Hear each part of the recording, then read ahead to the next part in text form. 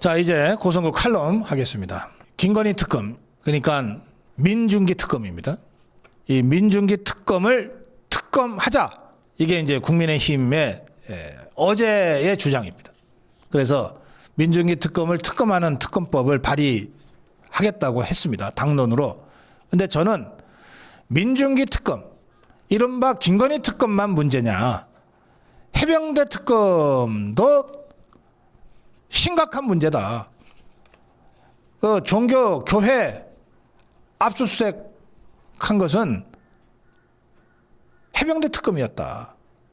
또 윤석열 대통령을 가장 먼저 구속시킨 것은 조은석 특검, 내란 특검이었다. 이 세 특검 전체가 다 문제다. 이재명이가 종북주사파들이 사냥개 3마리를 한꺼번에 풀어놓는 바람에 이 사냥개들이 눈이 뒤집혀서 누구라도 먼저 공 하나 세워야 주인한테 뼈다귀라도 하나 먼저 얻어먹을 거라고 이빨을 드러내고 달려드는 바람에 이런 처참한 일들이 계속해서 벌어진 것이다. 따라서 3대 특검을 특검하고 그리고 3대 특검을 한꺼번에 발동시킨, 그래서 사냥개 3마리를 동시에 풀어버린 이재명에 대한 특검이 필요하다. 저는 그렇게 주장합니다. 이것들이 정인철 위원장의 극단적 선택 후에 정말 이 당황에 빠졌어요. 이 특검이 1차 제동이 걸리고 당황했던 것은 미치광이 잭 스미스라고 특검 얘기를 했던 트럼프 발언 이후입니다. 시급했어요, 이것들이. 그런데 그러고 난 다음에도 이 무도한 행태가 고쳐지지 않고 있다가 결국은 정인철 위원장의 극단적 선택이라는 참변까지 빚어지게 된 겁니다. 그러니까 어떻게든 이 사안을 덮고 쉬쉬하고 뭔가 초점을 돌리기 위해서 전혀 필요가 없는 짓들을 이 자들이 했어요. 도대체 경찰이 모든 정황상 극단적 선택이다, 외부 범죄 혐의점이 없다고 했던 이 정인철 위원장을 왜 가족 반대에도 불구하고 강제 부검을 합니까? 이것 또한 부검으로 시선을 끌기 위한 것 아니었겠나 싶습니다. 당연히 어제 부검 결과 국가수의 1차 소견은 범죄 혐의점 없음이에요. 그러나 정밀검사의 결과는 2, 3주 후에나 나온다고 하니 아직까지는 1차 소견에 불과하다. 이러고서 저것들이 시간을 끌 수 있게 된 겁니다. 또 유서도 1차 한 장짜리 메모가 공개되지 않았으면 이것들이 끝까지 유서를 속였을지 몰라요. 유서의 내용이 1차 공개된 메모의 내용과 유사하고 더 자세하게 쓰여져 있다고 하는 것을 전원의 전원으로 지금 우리가 듣고 있는데, 경찰이 이 유서를 더 이상 자기들이 갖고 있지 못하게 되니까 어제 유족들한테 사본을 넘겼다고 합니다. 원본은 자기들이 갖고 있고. 그런데 이미 그 유서의 내용이 1차 공개된 메모의 내용과 내용이 크게 다르지 않고 더 자세하게 서술되어 있다고 하는 정도는 이미 다 알려져 있는 그런 상태입니다. 저는 유족들이 이 고인의 억울한 죽음을 밝히기 위해서 뭐 다른 목적이 없어요. 너무너무 억울하잖아요. 얼마나 억울했으면 극단적 선택을 했겠어요. 수사받고 나서 8일 후에 그 메모와 유서까지 써놓고.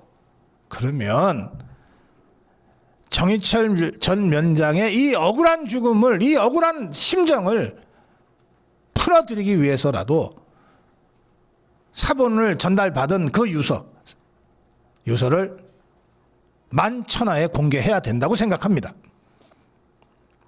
유가족들이 좀 판단을 제대로 하시기를 바랍니다.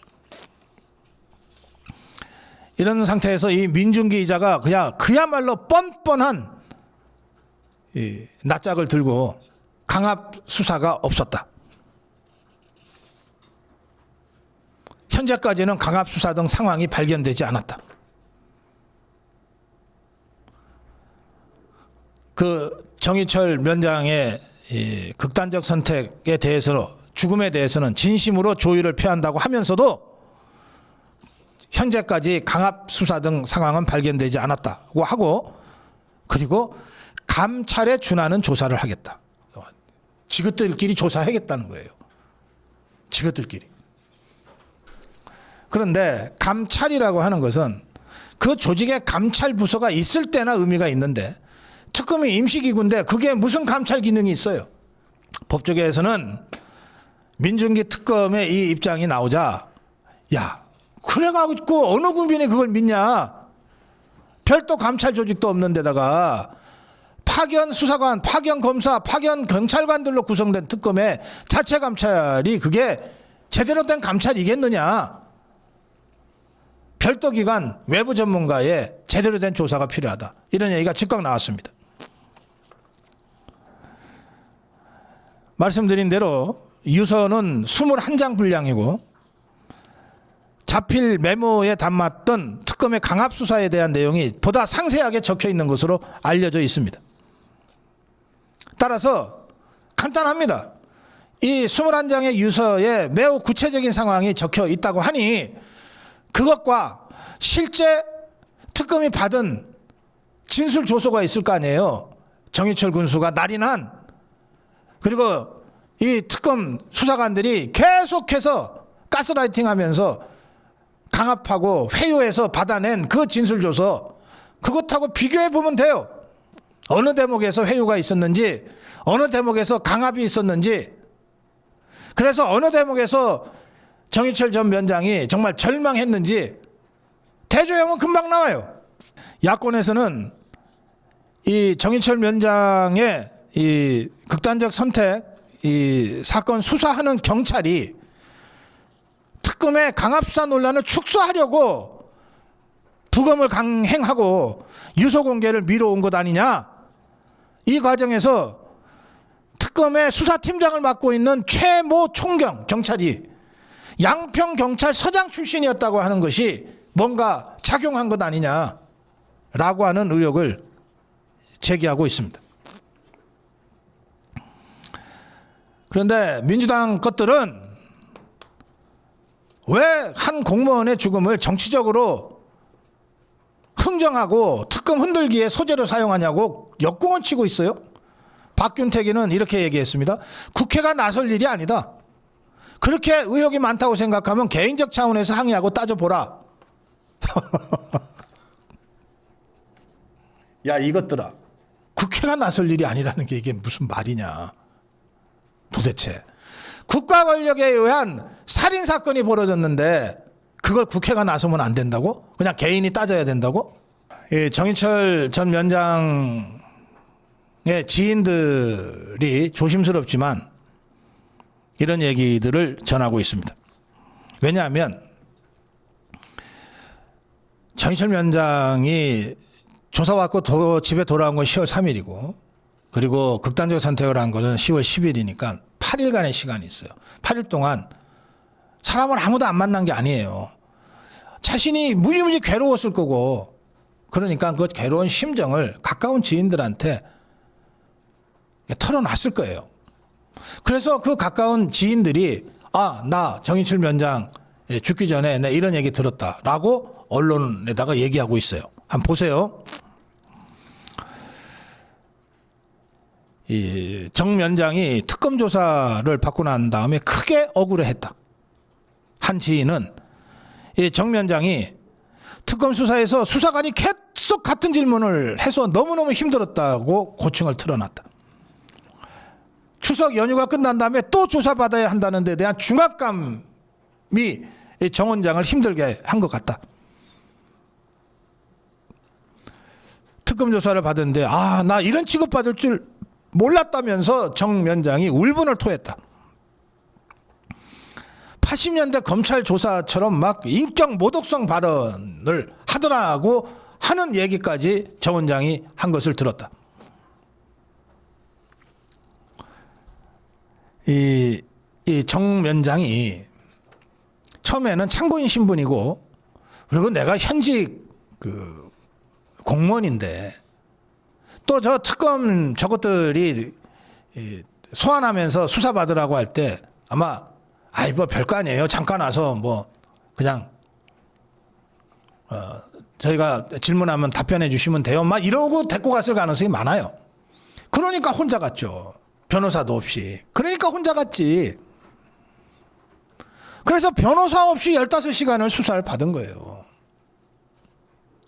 이를테면 9시가 지나면 심야 수사를 못하게 돼 있는데 본인 동의 하에서만 심야 수사 갈 수 있어요. 변호사가 만약에 같이 있었다면 심야 수사 안 됩니다.